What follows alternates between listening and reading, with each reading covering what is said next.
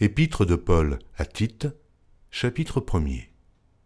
Paul, serviteur de Dieu et apôtre de Jésus-Christ pour la foi des élus de Dieu et la connaissance de la vérité qui est selon la piété, lesquels reposent sur l'espérance de la vie éternelle, promise dès les plus anciens temps par le Dieu qui ne ment point, et qui a manifesté sa parole en son temps, par la prédication qui m'a été confiée d'après l'ordre de Dieu notre Sauveur. À Tite, mon enfant légitime en notre commune foi, que la grâce et la paix te soient données de la part de Dieu le Père et de Jésus-Christ notre Sauveur. Je t'ai laissé en Crète, afin que tu mettes en ordre ce qui reste à régler, et que, selon mes instructions, tu établisses des anciens dans chaque ville. S'il s'y trouve quelque homme irréprochable, mari d'une seule femme, ayant des enfants fidèles, qui ne soit ni accusé de débauche, ni rebelle.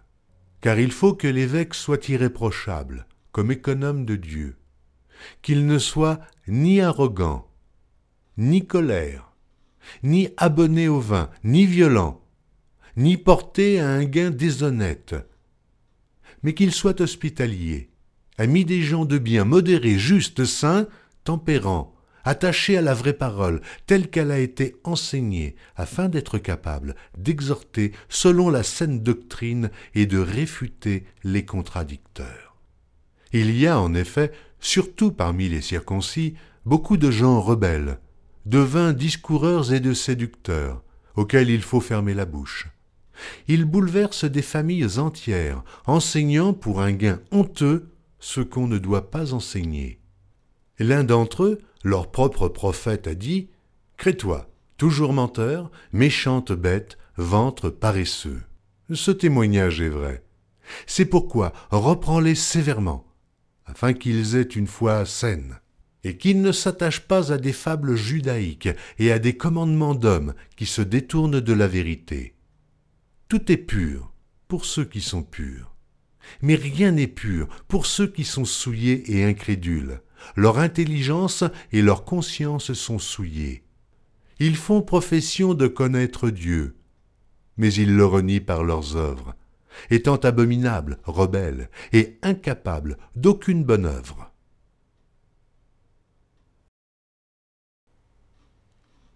Épître de Paul à Tite, chapitre 2. Pour toi, dis les choses qui sont conformes à la saine doctrine. Dis que les vieillards doivent être sobres, honnêtes, modérés, saints dans la foi, dans la charité, dans la patience. Dis que les femmes âgées doivent aussi avoir l'extérieur qui convient à la sainteté, n'être ni médisantes, ni abonnées au vin. Qu'elles doivent donner de bonnes instructions dans le but d'apprendre aux jeunes femmes à aimer leurs maris et leurs enfants, à être retenues, chastes, occupées aux soins domestiques, bonnes, soumises à leurs maris, afin que la parole de Dieu ne soit pas blasphémée. Exhorte de même les jeunes gens à être modérés, te montrant toi-même à tous égards un modèle de bonnes œuvres et donnant un enseignement pur, digne, une parole saine, irréprochable, afin que l'adversaire soit confus, n'ayant aucun mal à dire de nous. Exhorte les serviteurs à être soumis à leur maître, à leur plaire en toutes choses, à n'être point contredisants, à ne rien dérober, mais à montrer toujours une parfaite fidélité, afin de faire honorer en tout la doctrine de Dieu, notre Sauveur. Car la grâce de Dieu, source de salut pour tous les hommes, a été manifestée. Elle nous enseigne à renoncer à l'impiété et aux convoitises mondaines, et à vivre dans le siècle présent selon la sagesse, la justice et la piété, en attendant la bienheureuse espérance et la manifestation de la gloire du grand Dieu et de notre Sauveur Jésus-Christ, qui s'est donné lui-même pour nous, afin de nous racheter de toute iniquité, et de se faire un peuple qui lui appartienne, purifié par lui et zélé pour les bonnes œuvres. Dis ces choses, exhorte et reprends, avec une pleine autorité, que personne ne te méprise. Épître de Paul à Tite, chapitre 3. Rappelle-leur d'être soumis aux magistrats et aux autorités, d'obéir, d'être prêts à toute bonne œuvre, de ne médire de personne, d'être pacifique, modéré, plein de douceur envers tous les hommes. Car nous aussi nous étions autrefois insensés, désobéissants, égarés, asservis à toute espèce de convoitise et de volupté, vivant dans la méchanceté et dans l'envie, dignes d'être haïs, et nous haïssant les uns les autres.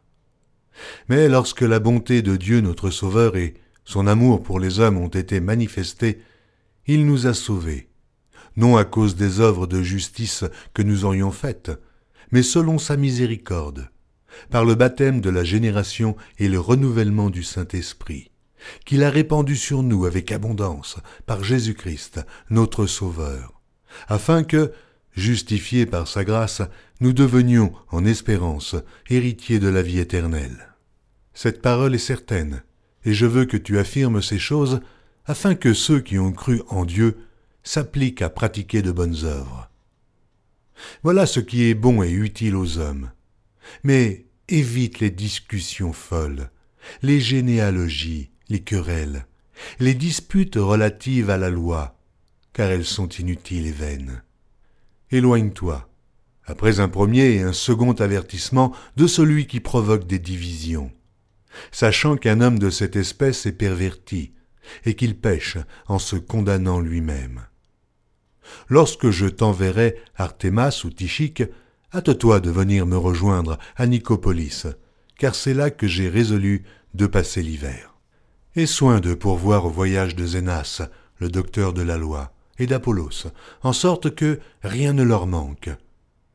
Il faut que les nôtres aussi apprennent à pratiquer de bonnes œuvres pour subvenir aux besoins pressants, afin qu'ils ne soient pas sans produire des fruits. Tous ceux qui sont avec moi te saluent. Salue ceux qui nous aiment dans la foi. Que la grâce soit avec vous tous.